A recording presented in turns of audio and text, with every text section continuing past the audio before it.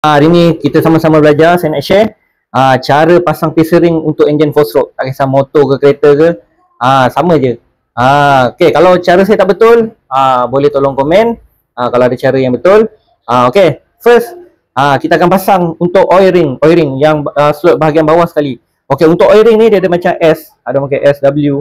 Okay, kita akan masukkan ni dulu. Okay, masukkan ni dulu. Okay, lepas tu penyambung ni saya selalu akan pasang dekat intake. Dekat belah sini dia ada lubang tau. Dia ada lubang kat sini. Jadi yang penyambung ni saya akan letak dekat lubang tengah ni. Okey, pastikan dia akan jadi, bila sambung dia akan jadi W. Okey, macam ni.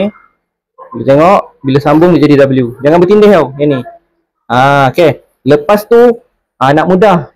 Macam saya marking. Saya tak pro, saya marking. Saya marking kat belah tepi ni. Okey, macam ni saya akan cakap pukul 10, pukul 2, ni pukul 7, pukul 5. Sebab apa? Kita nak crosskan, kita nak pasang ring lain ni, kita nak cross. Jangan dia besar sama. Okey, kita mesti pasang dekat area sini tau. Penyambung dia sini atau sini, sini atau sini. Jangan pasang kat depan. Depan ni friction. Bila piston naik turun, ni tekanan dekat dua-dua ni. Kita tak nak penyambung kat sini. Kita nak penyambung kat bahagian tepi ni.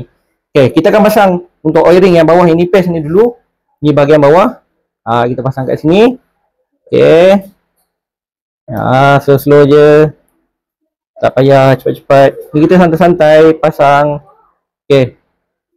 Dah pasang. Okey, kat sini. Okey.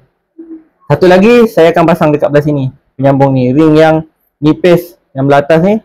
Penyambung dia akan pasang kat sini pula. Okey. Okey. Slow, dipatah. Kalau modal nak kena beli ring, bisa ring balik. Okay, menyambung ni dari sini satu. Okay, then untuk ring compression nombor 2, yang tengah, selalu dia warna gelap. Marking kalau ada tanda belah atas. Okay, ni dah sudah. Saya akan letak kat sini. Okay, sini pula. Okay, kita pasang untuk ni. Okay, slow pasang. Okay, ni penyambung dia saya akan letak belah sini pula. Okay, last kali compression ring yang atas sekali. Yang ni selalu dia warna dia pudar. Yang ni selalu gelap warna dia. Okay, yang ni tadi saya dah letak penyambung dia dekat sini. Jadi saya akan letak penyambung yang first punya compression dekat sini. Okay, kita pasang. Okay.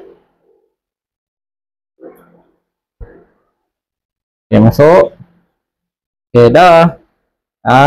Okay. Itu cara. Dia punya tips dia, penyambung ni, yang ada sambungan ni, jangan selari. Mesti sini satu, sini bersilang. Bersilang. Jadi, bila bersilang, baru untuk possibility atau kemungkinan asap putih tu takkan keluar bila kita dah tukar piston ring. Kadang bila kita tukar piston ring baru tapi ada lagi. Mungkin cara ni salah, tak betul penyambungan ni. Okey. Kalau cara saya ni tak betul, boleh betulkan, boleh komen. Kalau ada yang lebih baik untuk penambahbaikan, boleh komen, kita sama-sama belajar. Okey, terima kasih. Semoga bermanfaat untuk semua orang. Saya tunjuk cara pasang piston ring untuk 4-stroke. Semoga bermanfaat untuk semua orang. Jangan lupa follow, like dan komen. Alhamdulillah.